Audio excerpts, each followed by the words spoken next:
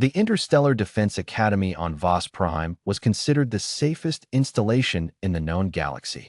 3 layers of kinetic shielding, 48 automated turrets, 2 battalions of Vasari elite guards, each standing nearly 3 meters tall with armored carapaces that could deflect rifle fire. The Academy had never been breached in its 200-year history.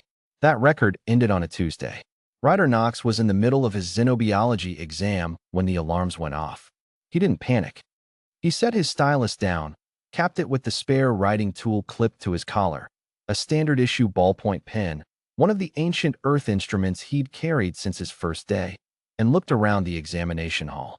40 cadets from 12 species sat frozen in their seats. Instructor Velhari had already dropped behind her desk. The overhead lights shifted from white to emergency red. Then the walls came down. Not explosions. Something worse, a precise, surgical collapse. The eastern partition of the examination hall folded inward as if made of paper, and through the dust and debris stepped the Keth. Ryder had studied them in exactly one lecture. Apex-class predators. Homeworld, classified. Bilateral symmetry, 6 limbs, 3 of which terminated in cutting appendages capable of shearing through standard-grade hull plating. Echolocation, thermal vision. Pack hunters with documented battlefield IQs that rivaled most sapient species. The Interstellar Council hadn't classified them as a threat so much as a category, a new tier of danger that had no previous benchmark. There were 9 of them. The lead Keth swept its thermal gaze across the room and emitted a subsonic pulse, a technique, Ryder recalled distantly, used to cause neurological disruption in prey species. Around him, cadets of 5 different species slumped sideways, unconscious. Vasari physiology was partially resistant. 3 of them staggered but stayed upright, only to be batted aside by the Keth's secondary limbs like objects rather than soldiers. Ryder didn't slump. Humans, it turned out, were neurologically weird enough that the pulse registered more as an unpleasant vibration in his back teeth than actual incapacitation. He filed that information away and did not move. He had a single pen. He did not think I'm going to die. He thought, inventory. Pen, reinforced titanium casing, standard issue, approximately 15 centimeters. Weight forward, blunt cap end, pointed writing tip. The tip itself was tungsten carbide coated, designed to write on any surface including hull plating in zero-G environments. Extremely hard. Extremely sharp at the point. The Keth hadn't noticed him. He was slouched at his desk the same way the unconscious cadets were slouched at theirs. He counted the Keth's movement pattern. They were spreading through the room with systematic efficiency, checking for command personnel. Ryder had read that Keth assault doctrine prioritized eliminating ranked officers before general targets. That meant Instructor Velhari, behind her desk, would be found within approximately 40 seconds. Ryder stood up. Not loudly. Not dramatically. He simply stopped pretending to be unconscious and stood, the way a person stands when they've decided something. The nearest Keth turned immediately. Thermal vision. Of course it had noticed his elevated heart rate. It chittered something in its own language, which Ryder's translation implant rendered as a rough approximation of specimen active. Yeah, Ryder said. Hi. He threw the pen, not at the Keth in front of him. He threw it across the room at the junction box on the far wall. A calculated angle he'd mapped the moment he'd sat down in this hall 8 weeks ago, the first day of term, because Ryder Knox had grown up on Earth where his grandfather had told him always know your exits and always know your angles. And the tungsten tip struck the emergency release panel with enough force to crack it open. The room flooded with halon suppression gas. Not lethal to most species. Extremely unpleasant to Keth thermal vision. Halon, it turned out, disrupted infrared wavelengths at the concentration levels used in Academy fire suppression. He'd read that in a footnote in a systems manual 3 weeks ago and had not thought about it consciously since, but his brain had filed it under useful. The Keth shrieked. Not in pain, in disorientation. Their thermal vision whited out completely. Ryder moved. He crossed the room in the confusion, low and fast, and retrieved his pen from where it had clattered to the floor after striking the panel. Then he was behind the first Keth, using the desk rows as navigation. He didn't need thermal vision because he had a spatial map of this room built from 8 weeks of sitting in it. He drove the pin's tungsten tip into the joint where the Keth's primary and secondary limb clusters met, the gap in the natural armor plating that the xenobiology text had illustrated in clinical diagram. The Keth collapsed. Not dead. The pin wasn't a killing tool, but the nerve cluster there, also noted in the text, controlled all 6 limbs simultaneously.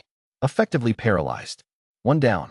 The other 8 were moving now, echolocation clicking frantically to compensate for the vision loss. Ryder understood echolocation well enough to know it was precise, but narrow. It built a picture of space, not intent. He moved in irregular patterns.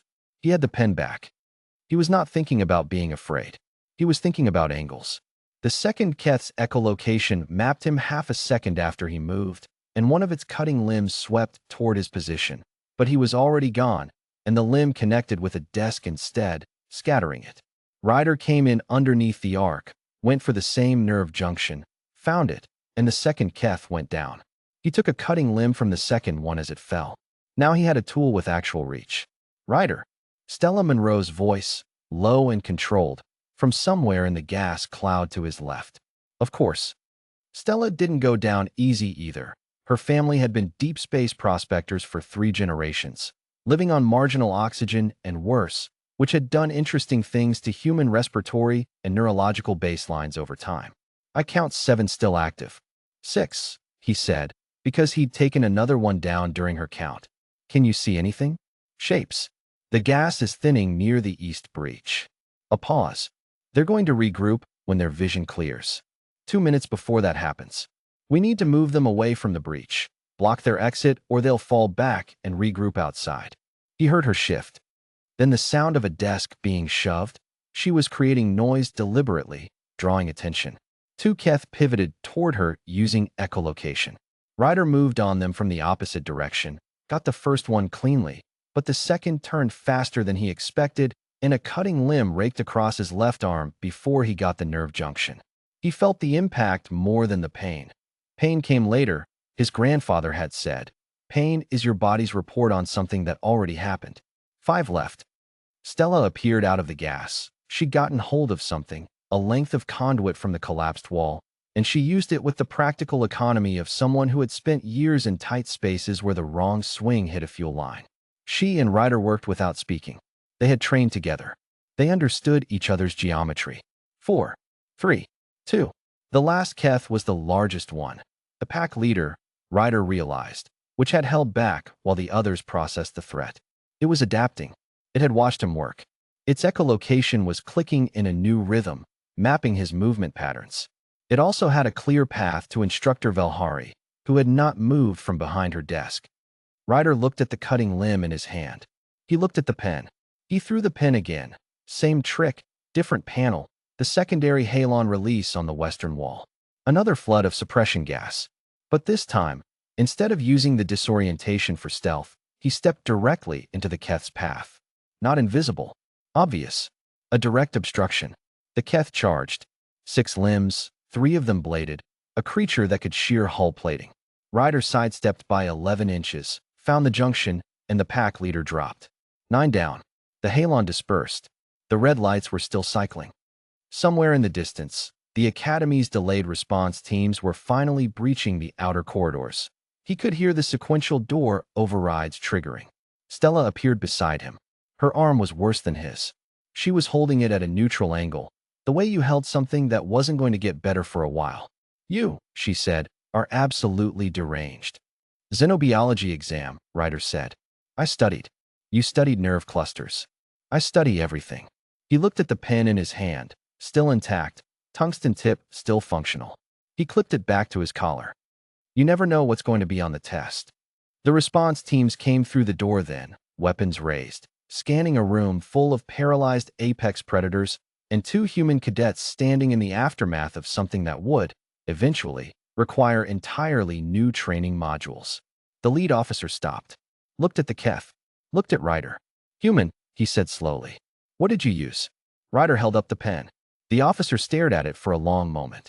Huh, he said finally.